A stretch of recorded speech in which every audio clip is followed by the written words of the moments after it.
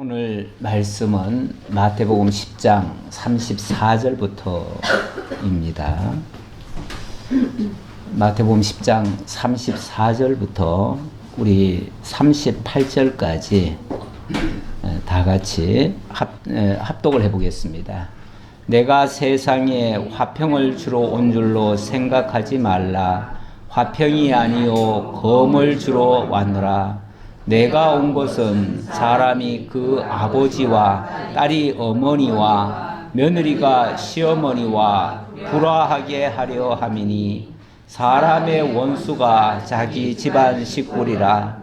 아버지나 어머니를 나보다 더 사랑하는 자는 내게 합당하지 아니하고 아들이나 딸을 나보다 더 사랑하는 자도 내게 합당하지 아니하며 또 자기 십자가를 지고 나를 따르지 않는 자도 내게 합당하지 아니하니라. 아멘. 오늘 말씀은 우리 같이 읽었습니다. 제 혼자 일방적으로 읽고 제 혼자 설명하고 그리고 나서 그 말씀에 대한 책임을 저 혼자 다 지라고 하면 감당하기 어려운 말씀입니다. 우리 함께 읽었기 때문에 여러분들도 이 말씀에 같이 아멘 하시고 이 말씀이 정말 진리임을 여러분들도 같이 동의하셨습니다. 오늘 말씀은 지금까지 들어온 말씀, 때때로 굉장히 부담스러운 말씀이 있었는데 오늘 말씀 요 자체만 보면은 굉장히 또 부담스러울 수 있는 그런 말씀이 아닐 수 없습니다. 왜냐하면 예수님이 이 세상에 화평을 주러 온 줄로 생각하느냐? 그렇지 않다. 나는 화평이 아니고 검을 주러 왔다. 이거 아주 뜻밖의 말씀 아닙니까? 많은 사람들이 예수를 믿게 되는 동기, 이유 이런 것들 중에 우리가 예수 믿기 전에는 굉장히 혼란스러운 삶을 살았고 화평이 없는 삶을 살았는데 이제 그리스도 예수 안에 와서는 이제는 좀 평안을 찾고 기쁨을 얻고 자유함을 누리고 이제는 정말 평화의 복음을 증거할 수 있는 그런 상태가 되겠구나. 그래서 예수 믿고 나서 이제는 행복한 삶이 보장되겠구나. 이렇게 기도하고 있는데 오늘 말씀은 어쩌면 그와는 좀 상반된 것 같은 그런 느낌의 말씀입니다. 왜냐하면 예수님이 화평을 주러 온 것이 아니고 검을 주러 왔다고 하니까요. 검이라고 하는 건 뭐죠? 이거 전쟁 무기 아닙니까? 전쟁 무기예요. 검을 들려주면요 싸울 수밖에 없어요. 이건 싸우라는 거예요. 그렇죠? 싸우라는 거예요. 뭐 반찬하라고 검 줬겠어요? 요리하라고 검 줬겠어요? 이거 싸우라는 거예요. 그러다 보니 내가 온 것은 사람이 그 아버지와 딸이 어머니와 다시 말하면 부자 간에 싸울 수 있고 모녀 간에 다툴 수 있다. 심지어 며느리가 시어머니와 불화하게 하려 함이니 좀 더 적극적으로 예수님이 시어머니와 며느리가 서로 불화하게 하려고 그런다. 이 표현이 마치 사이좋게 지내고 있는데 예수님이 오셔서 싸움을 붙이는 것 같잖아요. 그렇죠? 싸움을 붙이는 것 같아요. 칼을 줘가지고 싸우라 하는 것 같잖아요. 세상의 모든 종교가 정말 행복한 가정, 평화로운 사회 그런 것들을 꿈꾸고 그렇게 되어지기 위해서 노력을 하고 어떻게 해서든지 그렇게 하기를 원하는데 이 말씀만 딱 보면은 예수 믿었다면 큰일 나겠어요. 집안 난리 나겠어요. 서로 싸움박질하고 아주 집안 풍비박산나게 생겼어요. 이 말씀만 들어보면. 그렇지 않겠어요?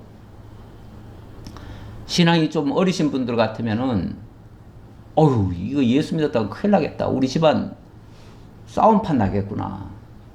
이래서 걱정이 들 것 같은 노파심이 좀 생깁니다.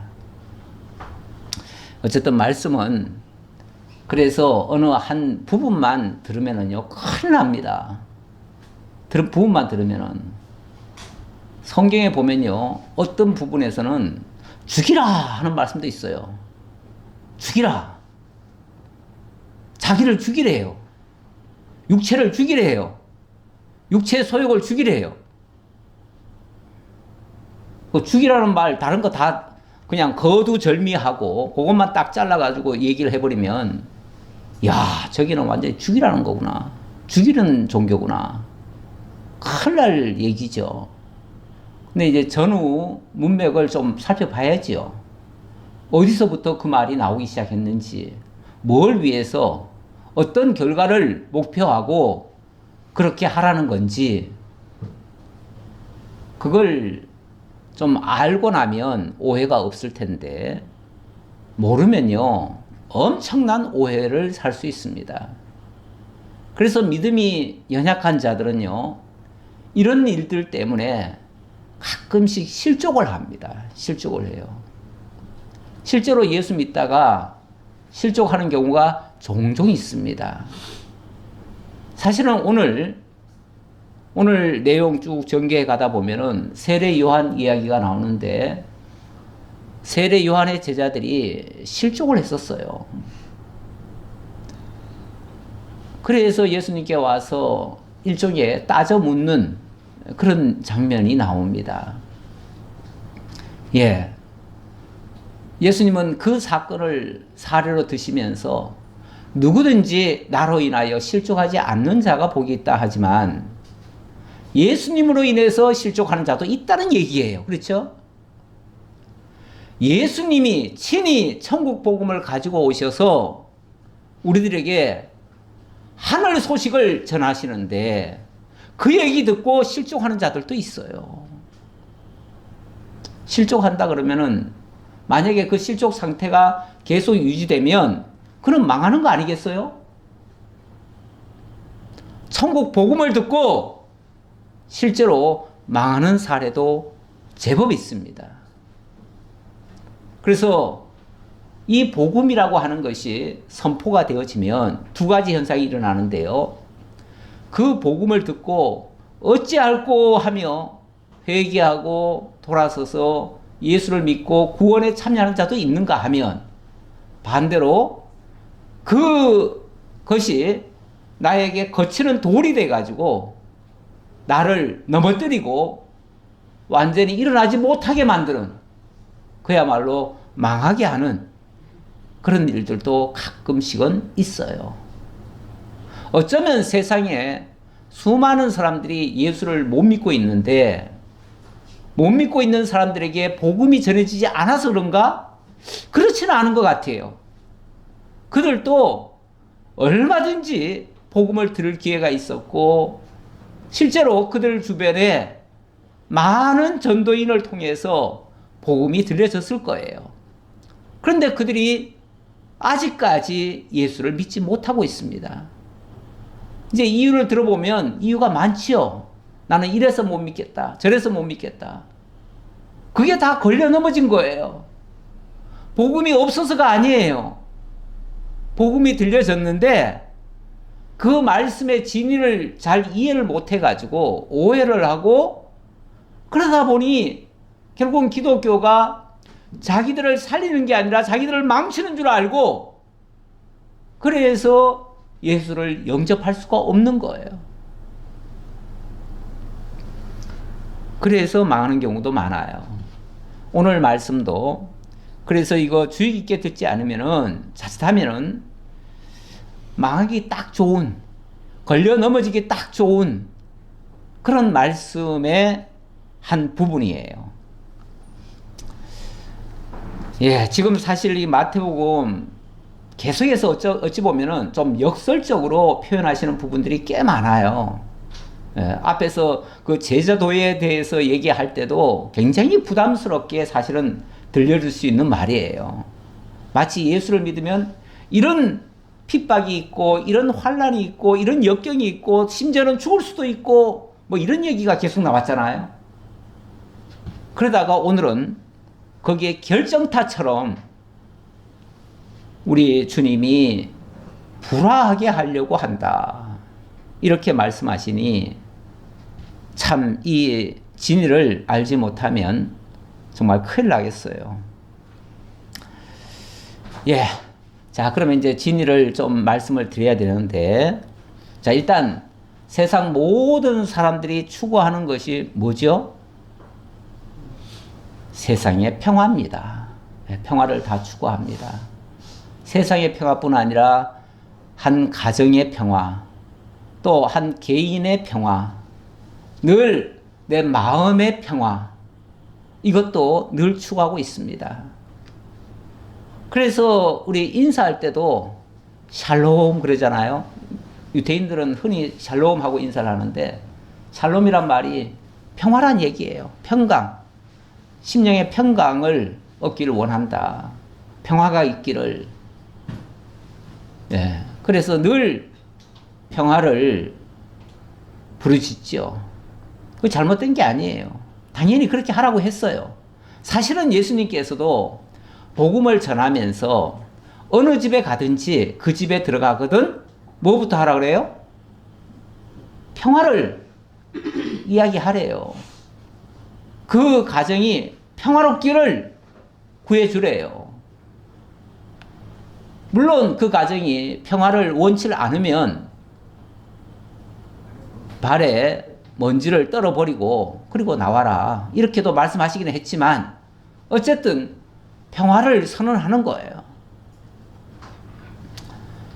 우리 예수님이 이 땅에 오실 때에 그때 천군 천사들이 나타나 가지고 사람들에게 외칩니다. 외칠 때 하늘에서는 하나님께 영광이요, 땅에서는 하나님께 기뻐하심을 입은 자들 중에 평화로다, 이렇게 얘기를 해요.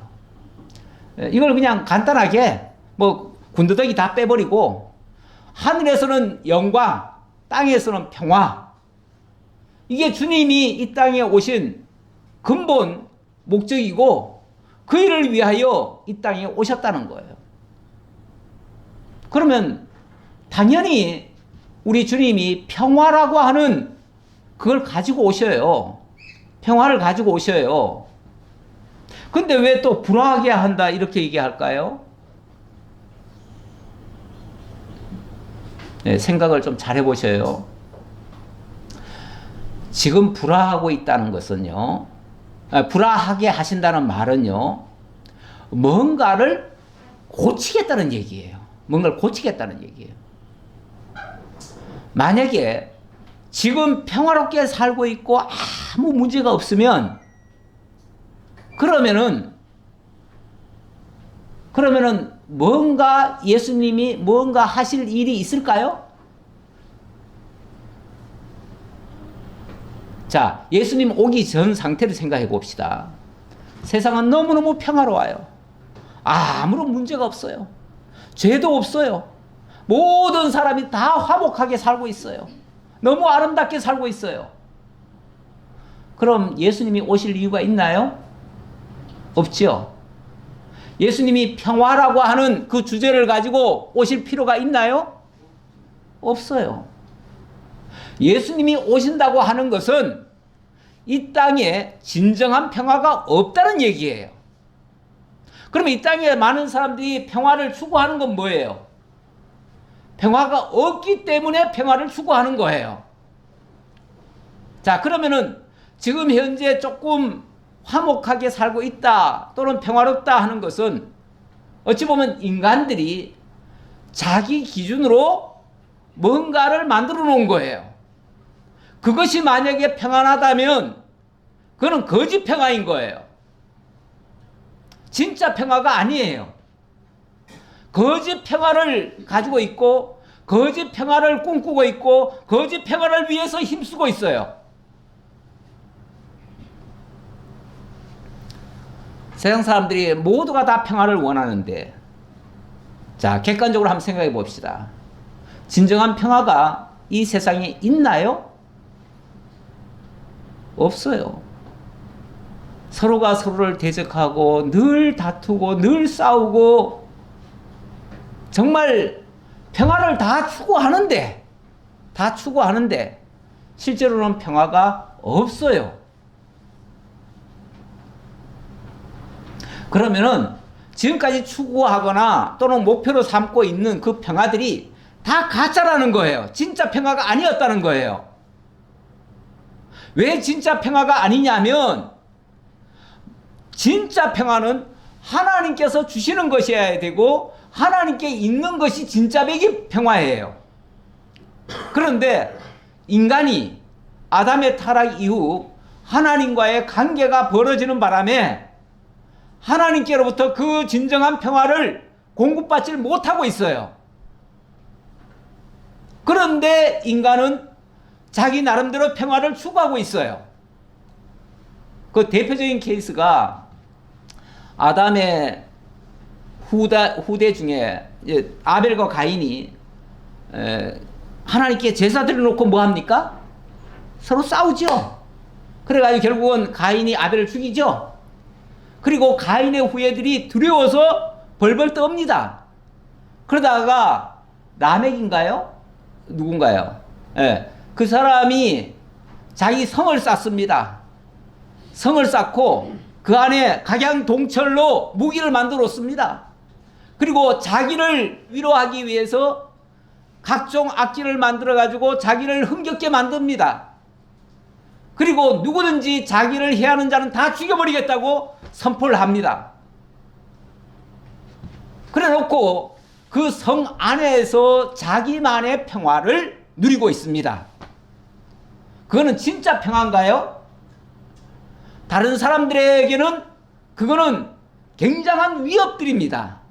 온 세상을 어지럽히는 겁니다.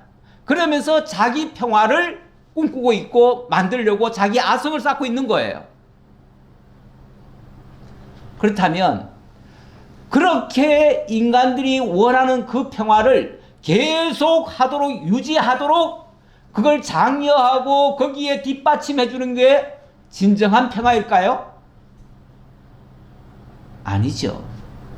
어떤 면에서 그건 잘못된 평화이기 때문에, 자기 중심의 평화이기 때문에, 자기만의 평화이기 때문에 그거는 깨트려져야 되는 거예요. 깨트려져야 돼요. 그리고 그렇게 평화가 깨어진 이유는 하나님과의 관계가 단절됐기 때문에 나온 현상이니까, 인간들끼리의 우리끼리 잘 살자 하는 것은 깨트리고 하나님과의 관계를 회복하는 것에 초점을 맞춰야 돼요. 그러려면 지금까지 쌓고 있던 자기만의 아성을 허물어야 돼요. 질서를 재편을 해야 돼요. 지금까지 쌓아오던 그 인간적인 평화의 길을 깨트리고 하나님과의 진정한 평화를 이뤄내야 돼요. 그 일을 위해서 예수님이 오셨는데 그 일을 위해서 예수님이 복음을 전하면, 그 일을 위해서, 다시 말하면 하나님과의 화목을 위한 복음을 전하면 이게 충돌이 일어나요. 인간들끼리 우리끼리 잘 살자 하는 이러한 거짓 평화 추구의 방식과 하나님과 화목하자 하는 것이 충돌이 일어난다고요. 이러니까 당연히 그 복음을 따르고자 하는 자도 있을 테고 따르기 싫다 하는 자도 있을 거예요. 다행히 온 가족이 뜻이 맞아가지고 우리는 이제부터 모두가 다 하나님께로 돌아가자. 우리 다 회개하자. 지금까지 했던 모든 일들이 잘못됐다. 우리는 다 죄인이다. 그러니 우리가 생각하고 우리가 추구하던 모든 것들 다 내려놓자. 그리고 하나님께로 나아가자. 이렇게 하면 얼마나 좋겠어요. 그렇게 하면 온 식구가 싸울 일이 없습니다. 싸울 일이 없어요. 불화할 이유가 없어요. 모두가 다 하나님께로 연결될 수 있어요. 그러면 하나님 안에서 지금까지 우리가 추구하던 방식은 아니지만, 그렇게 해서 뒤뚱뒤뚱 하면서 제대로 평화를 구축하지 못했지만, 이제 하나님과의 관계가 회복되면서 비로소 진정한 평화가 오기 시작하는 거죠. 이 진정한 평화를 만들어내기 위해서, 그 진정한 평화는 하나님과의 관계 회복에서부터 출발하는 거예요. 그 일을 위해서 하다 보니 그동안 하나님과 멀어져 있던 자들과는 자연스럽게 부딪힐 수밖에 없어요.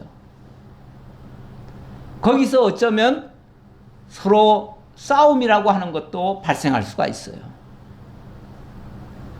저는 어린 시절에 우리 고향 쪽에서는 정말 교회가 없었습니다. 교회 가려고 하면 몇십 리를 걸어갔어야 돼요. 산을 2개를 넘어야 돼요. 그리고 개천과 또 강을 또 건너야 돼요. 낙동강을 건너야 돼요. 이렇게 멀어요. 당연히 교회라고 하는 데를 가보질 못하죠. 못 갔어요. 근데 우리 집안에서 우리 어머니가 2번째로 교회를 다니기 시작했습니다. 우리 마을에서는. 제일 처음에는 한 청년이 예수를 믿기 시작했어요. 근데 그 청년은 예수를 믿자 말자, 우리 고향은 원래가 아주 시족 사회이기 때문에 아주 제사도 엄청 많았고요. 그래서 우상 숭배가 엄청 많았습니다. 많았는데 이 청년이 예수를 믿고 나서 나는 우리 동네에 있는 모든 우상을 철폐하겠다. 그래서 제일 먼저 한 일이 뭐냐면, 물론 너무 과격했지요. 너무 과격하긴 했는데 제일 먼저 한 일이 뭐냐면은 토벌 들고 산에 올라가 가지고 우리 마을을 지켜주는 나무가 있어요. 우리 마을을 향해서 이렇게 굽어져 있는 나무인데 참 좋지요. 왜냐하면 죄를 넘으면은 거기서 우리가 쉬었다 가고, 그리고 이제 해마다 거기서 제사도 드려주고 이러는데 그 나무를 가서 비워버린 거예요. 난리가 났지요. 온 동네 사람들이 저럼 죽이겠다고 뭐 들고 일어나가지고 그럼 죽이겠다고 난리가 났는데, 그 아버지가 하는 말이 정말 기드온 생각이 납니다. 기드온의 말처럼, 기드온의 아버지 말처럼. 기드온의 아버지가 동네 사람들이 기드온 내놓으라고 그랬잖아요. 죽여버리겠다고. 그랬을 때 그 만약에 기드온이 정말로 그 바알 신의 노여움을 사가지고 정말 망해야 마땅하다면 그 바알 신이 제거할 거 아니냐. 왜 너희들이 나서가지고 바알 신을 위한다고 난리냐. 아니 바알이 진짜 신이면은 지몸 지가 간수 못하겠어요? 그렇죠? 바알이 진짜 신이면은 기드온이 그거 해파했다고 해가지고 그래가지고 만약에 그 신이 죽을 정도라면 그런 신은 있으나 마나잖아요. 그렇죠? 이 아버지도 그렇게 얘기를 했더라고요. 그 아버지는 예수를 안 믿어요. 그런데 자기 아들을 보호하느라고 그렇게 말을 했어요. 만약에 저게 진짜 신이면은 거기에 진짜 신령이 있어가지고 진짜 우리 마을에 그 우한을 줄 것 같으면, 그러면은 그 나무가 노해가지고 내 아들을 죽이든지 뭐 하든지 할 거 아니냐. 왜 당신들이 그렇게 난리냐. 그 나무 위한다고 그러냐. 벌을 받아도 우리 아들이 받을 거니까 걱정하지 말라. 뭐 이런 식으로 하면서 보호를 했어요. 그런데 그 뒤에 우리 마을에 이제 2번째로 우리 어머니가 예수 믿었고요. 그리고 나서 그 뒤에 마을이 망했는가? 아니에요. 그 마을에서 놀라운 일들이 많이 일어났어요. 거기서 그 산골짜기, 정말 전기도 들어간 지 얼마 안 되는 그런 동네인데요. 첩저산중이죠. 버스도 다닌 지 얼마 안 됩니다. 그런 동네. 우리 아버지 돌아가셨을 때 거기 목회자들이 장례를 갔는데, 장례식에 거기를 참여했는데 전화기도 안 터져요. 휴대폰도 안 터지는 곳이에요. 그런 곳에 높은 자리에 지금 올라간 사람들이 꽤 많습니다. 박사들이 여러 명 나왔고요. 또 검사도 있고요. 아주 뭐 고위층에 있는 사람이 많습니다. 그 중에 저도 목사라고 저도 또 때로는 쳐주더라고요. 목사도 있다. 뿐만 아니라 교회도 생겼습니다. 그 동네에. 물론 교회는 많지 않습니다만은 교회까지 생겼어요. 거기서 또 사모도 나오고 여러 사람들이 나와가지고 한때는 저를 또 그렇게 또 얘기하시는 분도 있었는데, 망하지 않습니다. 오히려 바로 세워지고, 지금은 예수 믿는 사람이 꽤 많아졌고요. 오히려 새로운 평화가, 새로운 질서가 만들어진 거예요. 자, 그런 의미에 여기에 지금 불화는 어찌 보면 건설을 위한 파괴 같은 표현이에요. 우리가 건축을 할 때 보면 재개발이라는 걸 하잖아요. 재개발을 할 때 보면은 파괴해야 됩니다. 그렇죠? 파괴하지 않고는 건축을 할 수가 없어요. 이거는 건축을 위한 파괴입니다. 이건 잘못된 게 아니에요. 그건 악한 게 아니에요. 새로운 질서, 하나님과의 새로운 평화의 질서를 세우기 위해서 인간들끼리의 거짓된 평화를 무너뜨리는 작업. 그게 우리 주님이 오셔서 복음으로 하시는 일이에요. 그래서 이 복음이 전해지는 곳에, 제가 그 얘기도 아까 하려다가 말았는데, 그때 동네에서, 그 이웃 동네입니다. 이웃 동네인데, 거기서 한 여자가, 처녀가 교회를 나갔어요. 그랬더니 아버지가 잡아다 놓고, 진짜 뭡니까? 작두. 작두 밑에다가 집어넣고, 이래도 교회 나가겠느냐? 나가겠다면 내가 밟아버리겠다. 정말 죽이겠다고 협박을 하는 거죠. 그래도 예수 믿겠다라고 했는데, 물론 죽이지는 않았는데, 그 정도로, 어찌 보면 불화가 일어난 겁니다. 불화가 일어났는데, 제가 그 뒤 얘기는 잘 모르겠어요. 아마 그 뒤 다 예수 믿었을 거예요. 분명히 다 새롭게 바뀌었을 거예요.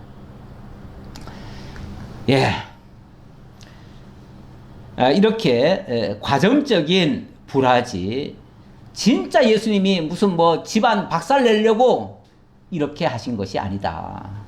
자, 그거를 설명드립니다. 설명드리고, 자, 그 다음, 사람의 원수가 자기 집안 식구리라, 이렇게 얘기를 했네요. 자기 집안 식구리라. 원래 원수는요, 멀리 있지 않습니다. 국제관계도 보면요, 먼 나라들 간에는요, 굉장히 사이좋게 지냅니다. 먼 나라들끼리는요, 충돌할 일이 없어요. 근데 항상 원수는 어디 있습니까? 국경을 맞대고 있는 그 이웃 나라는 항상 원수입니다. 왜요? 늘 우리를 건드리잖아요. 그렇죠? 그래서 우리의 제일 큰 원수는 어디입니까? 지금 현재 북한이에요. 그리고 또 하나의 원수는 일본이에요. 요 제일 가까이 있는 나라가 제일 원수입니다. 진짜 그 나라가 유난히 다른 나라보다 훨씬 더 못돼가지고, 그래서 그런가? 꼭 그런 건 아니에요. 멀리 있는 나라들은요, 우리가 무슨 짓을 하든 그들이 무슨 짓을 하든 서로 간여를 안 해요. 간여를 안 하니까 싸울 일이 없어요. 그래서 사이좋게 지내는 거예요. 그저 좋은 것만 같이 공유하고 나쁜 거는 그냥 같이 공유 안 하면 그만이에요. 그래서 원수될 게 없어요. 그런데 함께 살고 있는 사람은요, 좋든 싫든 항상 부딪혀요. 그럴 수밖에 없잖아요. 정말 저 꼴 안 보고 싶은데, 옆에 있는데 어떻게 안 봐요? 한 식구인데 어떻게 안 봐요? 남들 같으면 다 무시하겠지만 식구니까 얘기 안 할 수가 없어요. 그리고 식구니까 또 애정을 가지고 그가 잘 되기를 바래서 무슨 말을 하면 그게 또 싸움이 돼요. 이러다 보니까 원수가 멀리 있지 않아요. 원수는 항상 곁에 있어요. 예. 늘 나에게 자극을 주는 사람은 옆에 있는 사람이에요. 그러니까 옛날에 어떤 프로에서 남편을 뭐라고 하십니까? 그랬더니 왼수 그래요. 아니 넉자로 뭐라고 그럽니까? 그랬더니 원래는 원 제목은 아마 답은 인고 부분가 뭐 그랬을 거예요. 그런데 내자라고 그러니까 평생 왼수 이렇게 답을 하더라고요. 예. 그렇죠. 일평생 옆에 있으면서 맨날 자극을 주는 사람이 옆에 있는 사람이죠. 제일 가까이 있는 사람이 제일 왼수 같죠. 예. 자, 그런데 이렇게 되어질 것이, 이렇게 예수님이 오시면 이렇게 되어질 것이 일찌감치 예언이 되어져 있더라고요. 미가서에 보니까 7장 5절에 너희는 이웃을 믿지 말며 친구를 의지하지 말며 내 품에 누운 여인에게라도 내 입의 문을 지킬지어다. 옆에 있는 아내까지도 믿고 뭘 하는 얘기를 조심하라는 얘기죠. 왜냐하면 아들이 아버지를 멸시하며 딸이 어머니를 대적하며 며느리가 시어머니를 대적하리니 사람의 원수가 곧 자기 집안의 사람이로다. 자, 그러면서 물론 이거는 그리스도가 오시면 이렇게 되어질 것이다 라고 한 말이고요. 그러면서 그 결과는 어떻게 될 것이냐면 오직 나는 여호와를 우러러 보며 나를 구원하시는 하나님을 바라보나니 나의 하나님이 나에게 귀를 기울이시로다. 나의 대적이여 나로 말미암아 기뻐하지 말지어다. 나는 엎드러질지라도 일어날 것이요 어두운 데에 앉을지라도 여호와께서 나의 빛이 되실 것이미로다. 하나님께서 그럼에도 불구하고 정말 옆에 있는 사람이 다 원수가 되어도 하나님께서 나를 구원하신다. 그 얘기를 한 말인데 우리 주님께서 오셨을 때 이런 역사가 있다 그 말이에요. 제가 여기 누가복음 2장 14절을 가져왔는데 이 말씀은 예수님이 이 땅에 오셨을 때에 천사가 합창하면서 들려준 그 복음 메시지입니다. 그 메시지인데 이렇게 얘기했어요. 지극히 높은 곳에서는 하나님께 영광이요 땅에서는 평화로다 그랬는데 그냥 평화로다 한 게 아니라 그 중간에 수식어가 좀 있네요. 하나님이 기뻐하신 사람들 중에 평화로다. 요 단서가 있어요. 그렇죠? 하나님이 기뻐하시는 사람들 중에 평화가 이루어지게 한다. 예수님이 하시는 일이 평화를 이루십니다. 이루시는데 어떤 사람에게 평화를 이루게 하시는가? 하나님이 기뻐하시는 사람들 중에 평화가 이루어지도록 한다. 이 말은 하나님과의 관계 회복을 통해서 진정한 평화를 이루신다. 그 얘기예요. 그렇죠? 만약에 여기서 반대로 하나님이 기뻐하지 않는 사람들 중에는 뭐다? 불화로다. 이렇게 될 수도 있어요. 그렇잖아요. 하나님이 기뻐하시는 자라고 하는 것은 결국은 회개하고 예수를 영접하고 하나님을 믿고 그분과 화해해서 그분과의 죄담을 헐어버린 상태, 그런 자들이 진정한 평화를 얻게 된다. 그런 얘기예요. 자, 그래놓고 아버지나 어머니를 나보다 더 사랑하는 자는 내게 합당하지 아니하고 아들이나 딸을 나보다 더 사랑하는 자도 내게 합당하지 아니하며. 아버지나 어머니 당연히 사랑해야지요. 당연히 그분들을 공경해야지요. 그분의 말씀을 들어야 되죠. 하지만 예를 들자면 그분들이 하나님을 몰라요. 그래서 하나님 믿는 자들을 대적을 하시고 또 예수 믿는 사람들을 잡아 죽이려고 해요. 복음을 거부해요. 자, 그러면 그 말까지 다 들어야 되나요? 그분을 사랑하기 때문에 나는 가정의 평화를 위해서 내가 양보해야지. 그래서 온 가족이 예수를 원하지 않는다면 나는 가정의 평화를 위해서 내가 양보해야지. 그리고 내가 믿는 하나님을 부정할 건가요? 지금 여기 표현은 그런 식의 표현이에요. 아버지나 어머니를 당연히 사랑해야 하지만 나보다 더 사랑해서 정말 그 아버지나 어머니를 따라서 예수 믿기를 거절한다면 그거는 합당치 아니하고, 그 얘기예요. 합당치 아니하고. 우리가 부모님의 말씀 다 들어야 맞지요. 하지만 부모님이 예수를 믿지 못하게 하는 것까지 들을 수는 없는 거잖아요.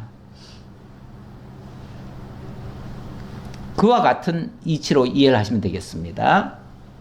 또 자기 십자가를 지고 나를 따르지 않는 자도 내게 합당하지 아니하니라. 예, 그러니까 인간적인 정에 의해서 하나님보다 더 사랑해서 가정의 평화를 위해서 하나님을 거부하는 거, 이거는 하나님 앞에 합당치 않다라고 얘기를 했고, 두 번째는 자기 십자가를 도무지 질 생각도 안 하고 그러면서 예수 따르려고 하지 않는 자, 이거 역시도 합당치 않다. 우리가 예수를 믿는다고 하는 것 자체는요, 예수님의 발자취를 따르는 거 아니겠어요? 예수님의 길을 함께 가자는 거 아니겠어요?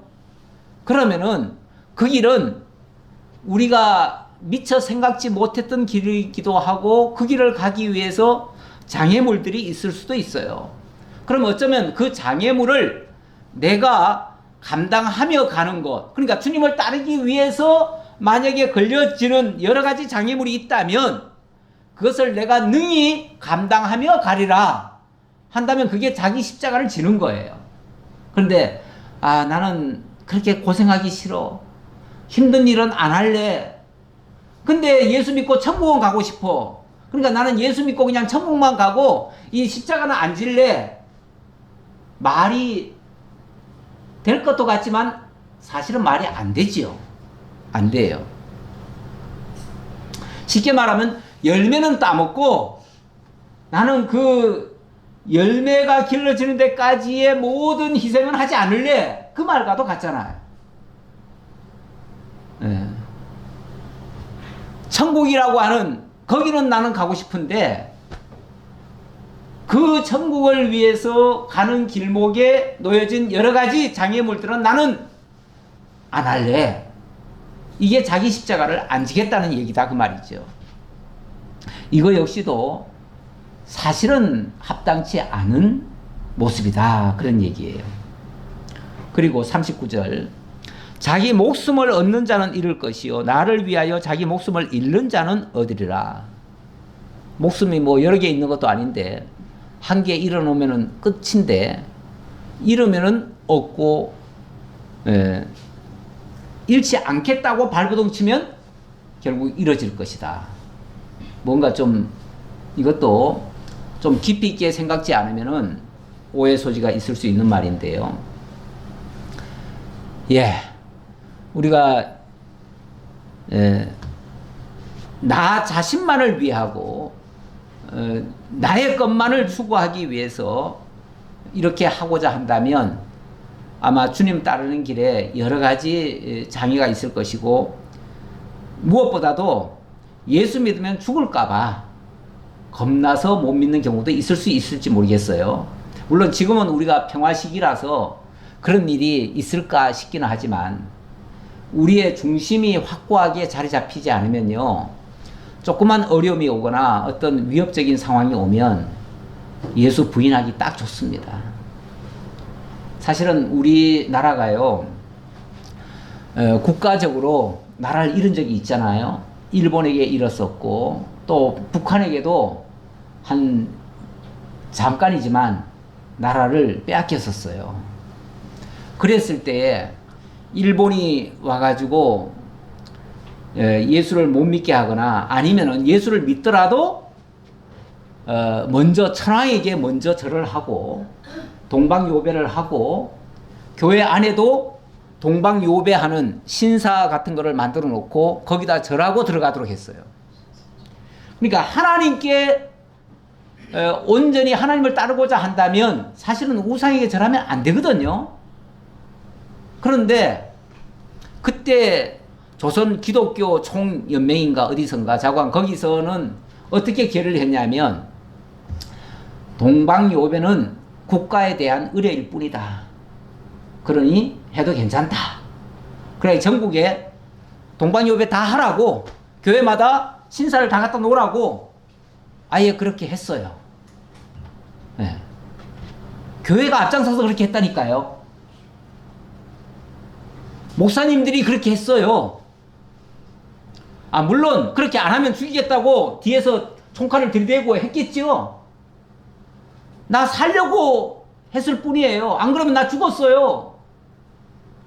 예, 살기 위해서지만 지도급에 있는 사람은요, 자기가 죽어야지. 죽으면서 지켜야지.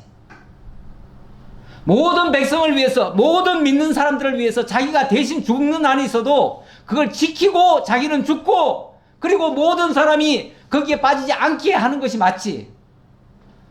자기가 죽음으로써 그들을 지켜내는 것이 지도자의 역할이지. 자기 살겠다고 결국은 모든 성도들을 갖다가 다 우상에게 절하게 만드는 것이 무슨 지도자의 자격입니까? 그런 일을 종종 합니다. 종종 해요. 그래서 도저히 그들과는 그렇게 지도층에서 그런 식으로 하는 거는 우리는 용납 못하겠다 하고, 그걸 지키는 사람들도 있었는데, 그러다 보니 그들은 또 엄청난 핍박을 당하고, 아니 교단적으로 하라고 했는데 개별적인 목사들이 안 하겠다고 하니 그들은 죽어나는 거죠. 어찌 보면 그렇게 해서 자기 목숨 산 자는 주님으로부터 버려짐을 당할 것이고, 그렇게 해서 예수 이름 때문에 자기 목숨을 만약에 잃었다고 한다면 그는 잃어지는 걸로 끝나는 게 아니라 영원히 하나님과 함께 영원한 생명을 얻을 것이다. 자, 이 얘기예요. 물론 이것이 모든 성도들에게, 모든 보편적으로 모든 사람들에게 다 이걸 적용해버리면, 와, 예수 믿기 너무너무 겁난다. 예수 믿으면 저렇게 목숨 내놔야 되는구나. 이렇게 말하기 쉬운데요. 그러나 이 말씀이 기본적으로 지금 제자들에게 하는 말입니다. 그렇죠? 제자들은 죽기까지 정말 생명 걸고 그리고 나아가는 자들입니다. 그들에게 하는 말이기 때문에 일단 우리 성도들이 예수 믿으면 다 이렇게 되는구나, 이렇게 너무 겁먹을 필요는 없어요. 물론 우리가 제대로 깨닫고 나면 거기까지 우리도 갈 수 있을지 모르겠어요. 제가 그렇게 순교할 수 있는 그 정도의 능력이 되는지 저는 모르겠어요. 하지만 기본적으로는 이 말씀은 제자들에게 하신 말씀이다. 그래서 모든 사람들에게 주님이 이렇게 요구하질 않습니다. 이렇게 요구하질 않아요. 모든 사람들에게 우리 주님께서, 사도 바울이 그 얘기를 했죠. 시험을 주시지만 감당할 시험 외에는 주시지 않는다. 이런 말씀도 있어요. 우리 주님이 우리가 감당치도 못하는데 무거운 짐을 안겨다 줄 이유가 없어요. 어린 애기에게 이만한 짐을 갖다가 들려가지고 그거 짊어지고 가라고 할 수가 없어요. 어린아이에게는 어린아이가 지고 갈 수 있는 만큼을 주는 거예요. 그러면서 요거 지고 가라, 그렇게 하는 거예요. 좀 더 큰 자에게는 큰 것을 요구하시고 어린 자에게는 어린 것을 요구하셔요. 그러니까 우리 하나님께서 기본적으로 감당치 못할 시험을 허락하지 않는다고 그랬어요. 허락하지 않는다. 그러니까 세상에 미리 지레 겁먹고 두려워할 이유가 하나도 없다, 그 말이에요. 시험 당할 즈음에 피할 길도 내신다는 말씀도 있어요. 그렇죠? 그러니까 우리가 예수 믿고 두려운 일이 발생할까봐 미리 지레 겁을 먹을 필요는 하나도 없다. 주님께서 다 감당하게 하신다. 순교할 자에게 이런 것들을 요구하실 수 있겠죠. 그거는 순교할 자입니다. 그거는 정말 천국에서 왕자리에 설 만한 그런 순교자의 자들에게 이런 요구를 하시지 아무에게나 이렇게 요구하지 않는다라는 거 기억하시고요. 자, 그 다음 자 40절부터 42절에서는요 제자들을 영접하는 자들이 받을 상급에 대해서 말씀하시는 장면입니다. 너희를 영접하는 자는 나를 영접하는 것이요 나를 영접하는 자는 나를 보내신 이를 영접하는 것이니라. 영접한다. 자, 지금 예수님을 당연히 영접해야지요. 영접을 해야 되는데 지금 예수님이 당신의 제자들을 지금 파송을 하는 겁니다. 지금 파송하는 중에 하는 말이에요.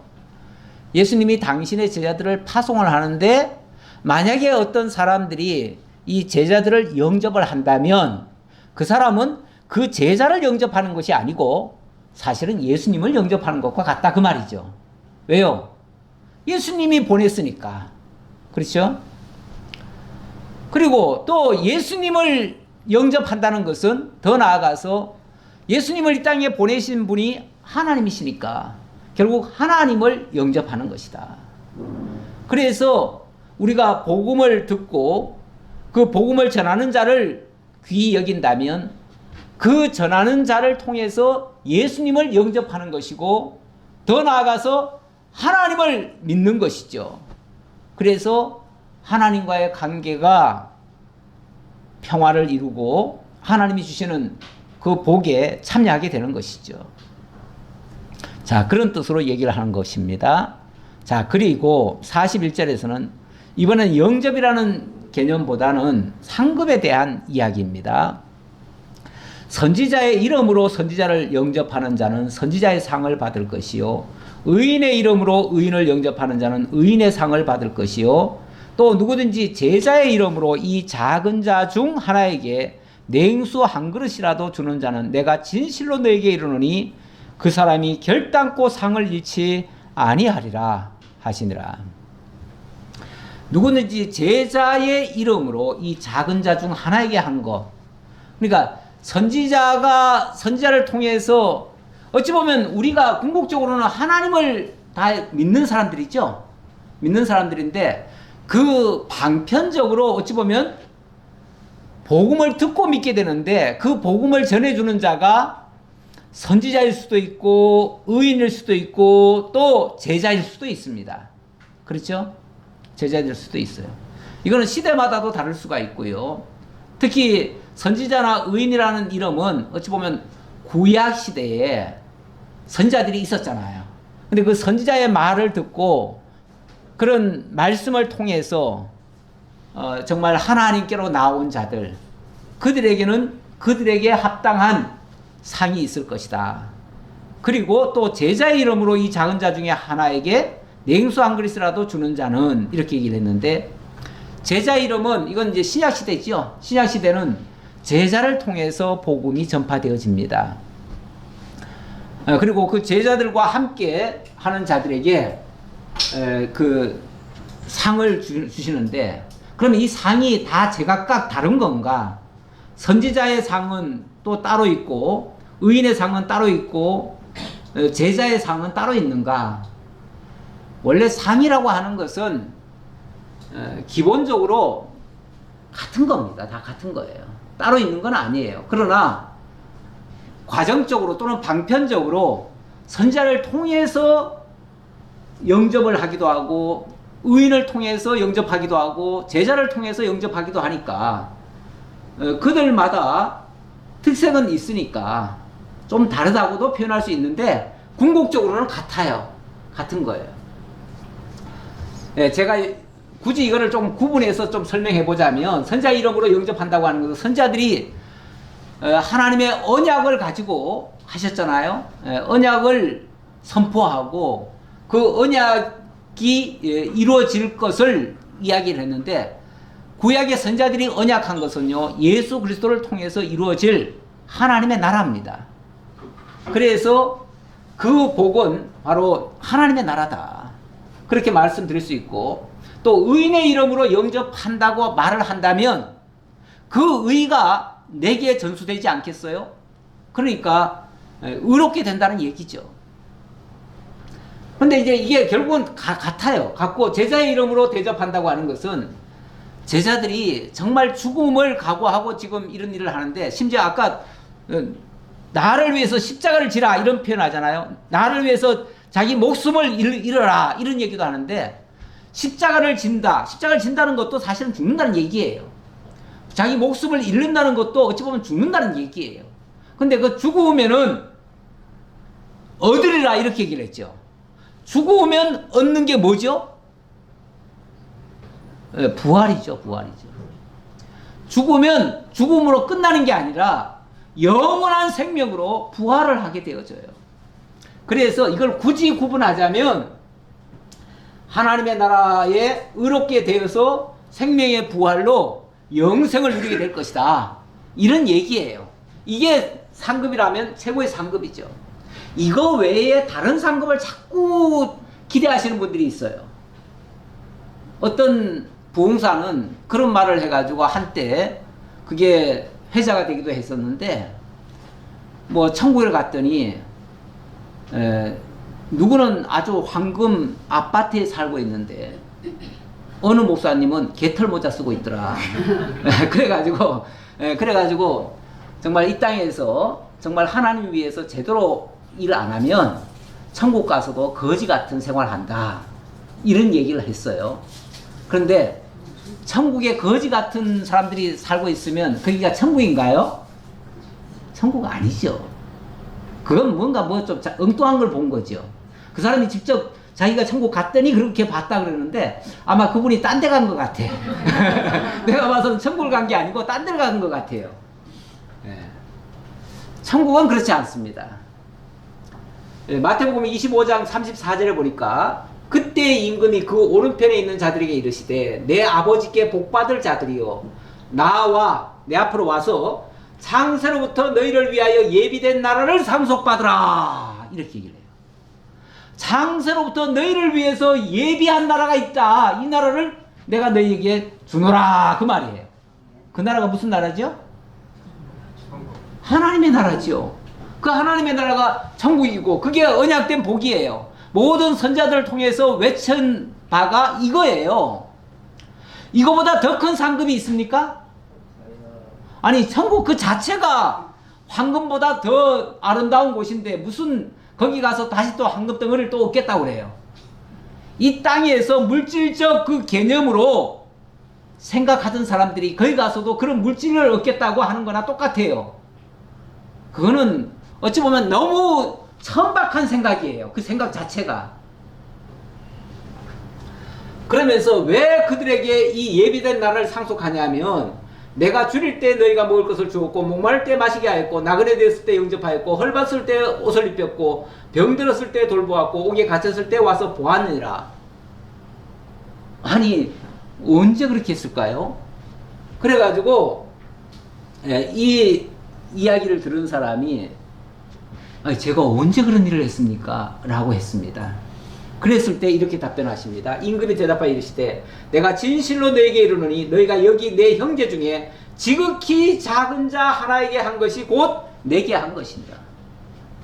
지극히 작은 자. 어찌 보면 너희 형제 중에서 어찌 보면 신앙생활을 통해서 교회 안에서 한 일이 하나님 앞에 그게 다 상달이 되어져 있다 그랬는데 여기 사실 뭐 지극히 작은 자라고 하는 것은 우리 주님이 당신을 표현하실 때 소자다, 작은 자다 뭐 이런 표현을 쓰시기도 했어요. 어린 양이다 이런 표현도 하셨는데 결국 예수 이름으로 무슨 일을든지 했다면은 그것이 다 결국 그리스도 이름으로 한 거기 때문에 그리스도에게 한 것이고 그게 곧 하나님께 한 거예요.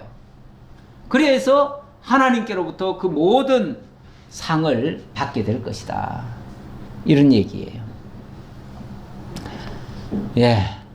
말씀은 여러 가지 좀 복잡한 것 같았는데, 뭐, 알고 보면 그렇게 복잡한 얘기는 아니었어요. 예, 아니었는데, 그러나, 같은 말이라도 잘못 들으면 또 오해 소지가 있습니다. 그래서 제가 서론 삼아 말씀을 하다 보니 더 이상 진도는 못 나가겠네요. 오늘은 요 10장 마무리하는 걸로 마치고 기도하겠습니다. 아버지 하나님 감사합니다. 오늘 저희에게 제자도의 완결편을 저희들에게 또 들려주셨습니다. 아버지 하나님, 주님의 제자된 자들이 어떤 자세로 주님의 명을 받들어야 하는지 다시 한번 생각하게 되었습니다. 저희들은 그럴 만한 자격이 없습니다. 능력도 안 됩니다. 힘도 없습니다. 우리 주님께서 감당치 못할 시험은 허락지도 않는다고 하셔서 저희들이 이것 때문에 두려워할 이유는 없습니다. 하지만 작은 일이지만 다 각자에게 또 감당할 만한 시험을 또 주시는 줄 또 압니다. 우리가 복음을 듣고 가족 안에서도 또는 우리 주변에서도 때때로 이 진리에 대한 마찰이 있을 수도 있고 진정한 평화가 무엇인지 그 관이 달라서 또 충돌이 일어날 수도 있습니다. 그럴 때에 정말 뱀처럼 지혜롭고 비둘기같이 순결하라는 말씀도 주셨습니다. 참으로 저희들에게 하늘의 지혜로 그들에게 꼭 필요한 말씀을 전할지언정 불필요하게 다투거나 분쟁하는 일 없게 하시고 늘 하나님의 크신 경륜 속에서 하나님의 나라를 증거하고 그 나라에 참여하기를 힘쓰고 함께 위하여 기도하고 서로 사랑하는 그러한 저희들의 삶이 이루어질 수 있도록 인도해 주옵소서. 앞서 가시며 본을 보여주신 우리 주님 따라서 정말 그 표대를 향해서 다름질하는 저희 모두가 되게 하옵소서. 모든 걸 감사드렸고 예수님 이름으로 기도하옵나이다. 아멘.